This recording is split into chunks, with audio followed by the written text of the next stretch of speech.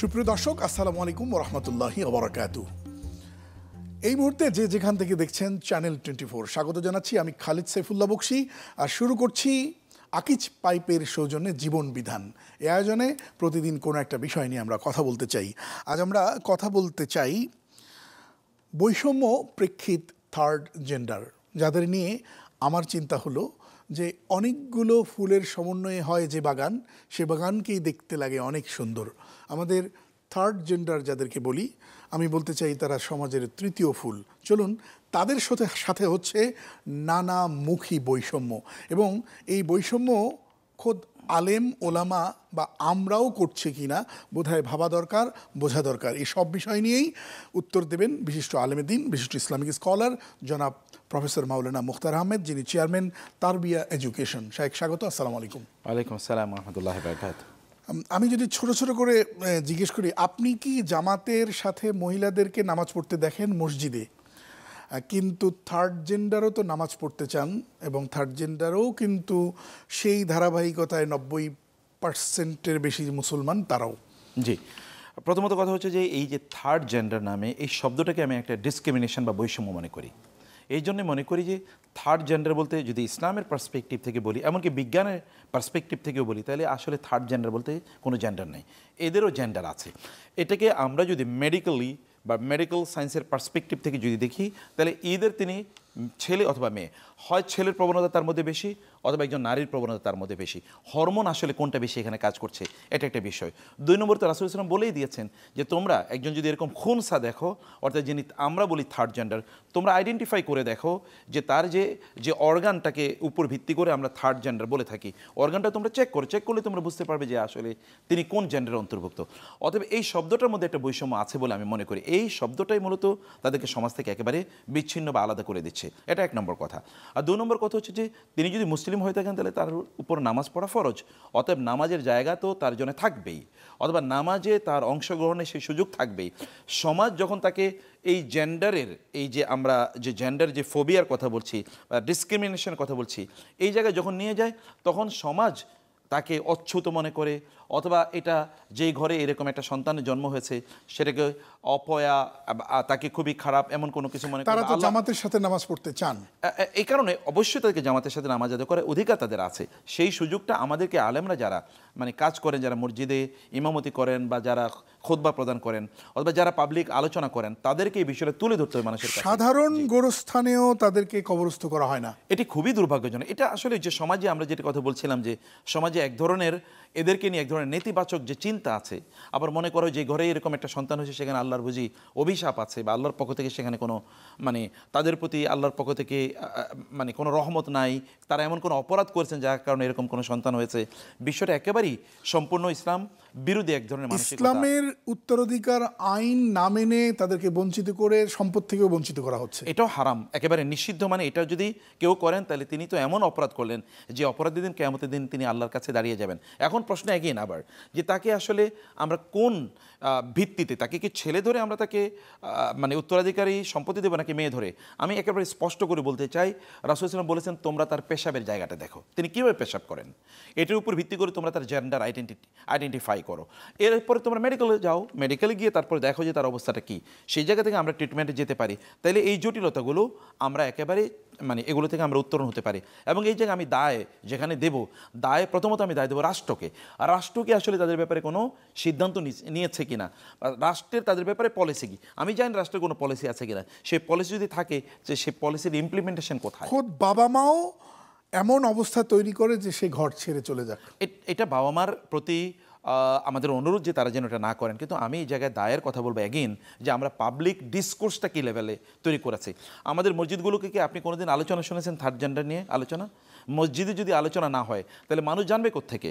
যদি এখানে মাদ্রাসায় আলোচনা না হয়, মক্তবে যদি আলোচনা না হয়, স্কুলে যদি আলোচনা না হয়, ইউনিভার্সিটিতে যদি আলোচনা না হয়, আপনি যদি টেলিভিশনে যদি আলোচনা না হয়, পত্রপত্রিকায় যদি আলোচনা না আসে, মানুষ যদি ধর্মের মাধ্যমে অনেক বেশি প্রভাবিত হয়, ধর্মীয় দৃষ্টিকোণ থেকে যদি বিষয়টা আলোচনায় না আসে, তাহলে কখনোই এই যে শ্রাউড অথবা আমরা যে এই যে মানে দ্বন্দ্ব দেখছি বা আমরা যে এই জায়গায় এক ধরনের মানে কনফিউশন দেখছি, ডাউট দেখছি, ডাউট থেকে আপনি মানুষকে কোনোদিন বের করে নিয়ে আসতে পারবেন না। অর্থ উপার্জনের প্রয়োজনে অশ্লীল উপস্থাপন নিজেকে করে, এটা তো বাঁচার তাগিদে তারা এটা করছে বলে আমি এটা মনে করি। আমি তাদেরকে দোষ দিচ্ছি না, আমি মনে করি এখানে দুটো জায়গায় কাজ করছে। একটা হচ্ছে তাদের বাঁচতে হবে, এই বাঁচার তাগিদে তারা এটা করেন। আরেকটা হচ্ছে তারা একদল মাফিয়ার কাছে তারা চলে গিয়েছেন, একদল মাফিয়া তাদেরকে ব্যবহার করছে এবং তাদের স্বার্থে যে তাদেরকে একটা জায়গায় কোনো একটা গ্যাটোতে বা কোনো একটা এরিয়া তাদেরকে নিয়ে যাওয়া হয়, সেখানে তাদেরকে এভাবে প্রশিক্ষণ দেওয়া হয়, তাদের মাধ্যমে চাঁদাবাজির ব্যবস্থা করা হয় এবং তারাও মনে করে কেউ যেহেতু আমাদেরকে আশ্রয় দেয় না, না রাষ্ট্র আশ্রয় দিয়েছে, না সমাজ দিয়েছে, না পরিবার দিয়েছে, সেখানে কোনোভাবে তাদেরকে বেঁচে থাকতে হবে।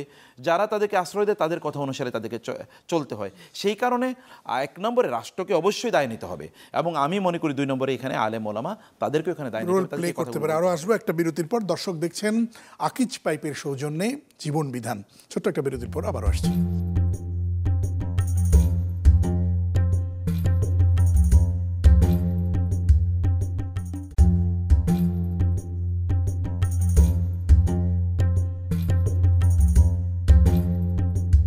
স্বাগত আরেকবার, সাথে ছিলেন অসংখ্য ধন্যবাদ। দর্শক দেখছেন আকিজ পাইপের সৌজন্যে জীবন বিধান। আজ আমরা কথা বলছি বৈষম্য প্রেক্ষিত থার্ড জেন্ডার।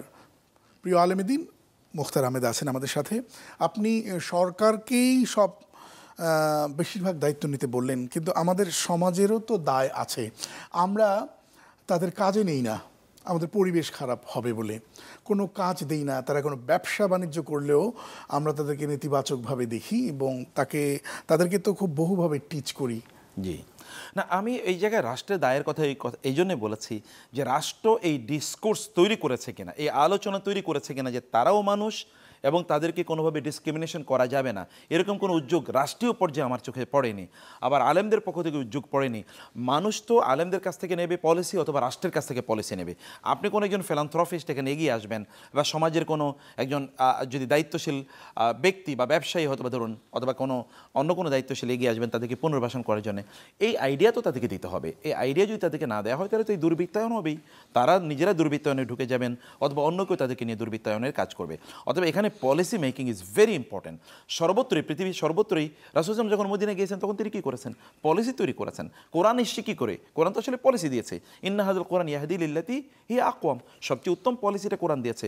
পলিসি তৈরি করা হোক, পলিসি থ্রো করা হোক, তারপরে দেখবেন যে গ্র্যাজুয়ালি এটা সমাধান হয়ে যাবে ইনশাআল্লাহ। কিন্তু আরেকটা অভিযোগ আছে তাদের বিরুদ্ধে যে তাদেরকে আর এখন যে কোনো কাজই দেন তারা কোনো কিছুই করবে না। তার কারণ ফোর্স করে বা বিভিন্ন বডি ল্যাঙ্গুয়েজ করে অথবা কোনো বিশেষ পন্থা অবলম্বন করে এমন টাকা রোজগার করে যে এত টাকা আর কোথাও থেকে পাওয়া সম্ভব না। সে কথা সত্য, এরকম একটা জায়গায় নিয়ে যাওয়ার জন্য আমরাই দায়ী। তবে এখান থেকে বের করা যাবে না, এই কথা একেবারেই সত্য নয়। কারণ বলা হয় মানে ইন্নালিশ শাইতানি আপনার সাউতা ওয়ালি সুলতানি সাইফা, এটা বলা হয় যে রাষ্ট্রের একটা কি থাকে, এক ধরনের হাদিদ, যেটা লোহা, আল্লাহ তাআলা বলেছেন লোহা মানে হচ্ছে রাষ্ট্রের চাবুক আছে।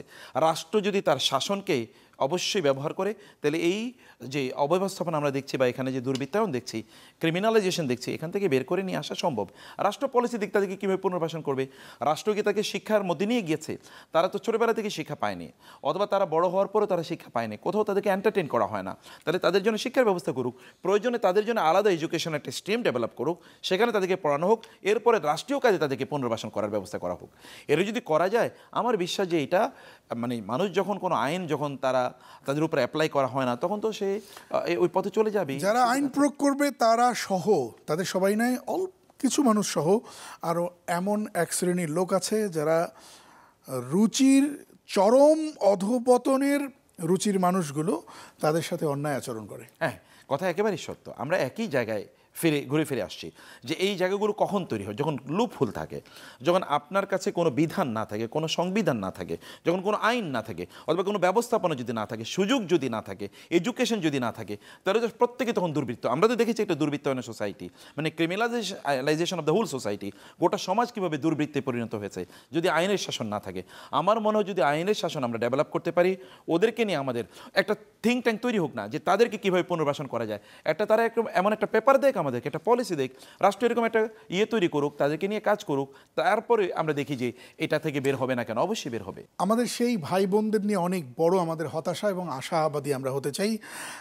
সমাজ জীবনে আমরা যারা দায়িত্বশীল, আমাদের কি করণীয় আছে? আমি এক নম্বরে পিতা মাতা থেকে যে কথা বলবো যে আল্লাহ তাআলার পক্ষ থেকে এটা আপনাদের জন্য পরীক্ষা। আপনাদের সন্তান, তাদেরকে ভালোবাসা দেয়া, তাদের টেক কেয়ার করা, তাদেরকে ভালো মানুষ হিসেবে গড়ে তোলার দায়িত্ব আপনাদের। সন্তান যদি কোনোভাবে কোনো কারণে যদি এমন হয় যে বিকলাঙ্গ হয়েছে, তাহলে সে কিন্তু আপনারই সন্তান। অতএব আল্লাহ তাআলা এই সন্তানের কারণে হতে পারে আপনাকে জান্নাতে নিয়ে যেতে চান। আপনি ধৈর্য ধারণ করে আপনার সন্তানকে বড় করুন, তার প্রতি দায়িত্ব পালন করুন। তাকে অবহেলা করেন, অবজ্ঞা করেন, তাহলে কিয়ামতের দিন আল্লাহর কাছে আপনাকে জবাবদিহি করতে হবে। 2 নম্বর, আমরা বলি আমরা তাদের জন্য কিছু ট্রেনিংয়ের, ভোকেশনাল ট্রেনিং অথবা এক্সট্রা এরকম কিছু ট্রেনিংয়ের ব্যবস্থা আমরা তাদের জন্য করতে পারি। ওই ট্রেনিংয়ে তাদেরকে ঢুকাতে পারি যেন তারা কিছু কাজের যেন তারা সুযোগ পায়। 3 নম্বর হচ্ছে তাদের জন্য মোরাল ট্রেনিংয়ের ব্যবস্থা করা দরকার।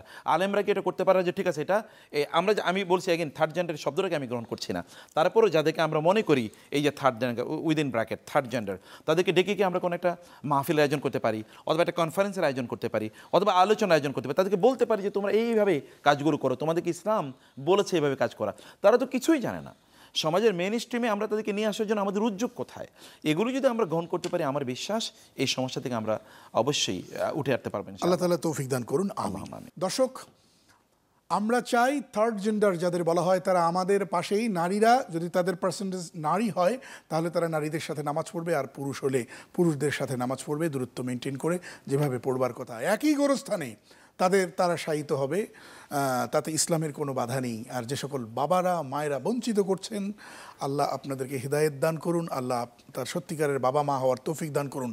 আর সেই সমাজকে বলবো যে আমরা মুসলমান, সবার আগে আমরা আত্মসমর্পণকারী মুসলমান, আমরা কোনো রকম বৈষম্য করব না তাদের ওপর।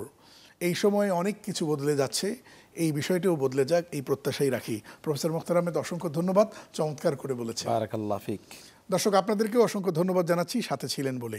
দেখছিলেন আকিজ পাইপের সৌজন্যে জীবন বিধান। আজ এ পর্যন্তই। আসসালামু আলাইকুম রহমতুল্লাহি ওয়া বারাকাতুহু।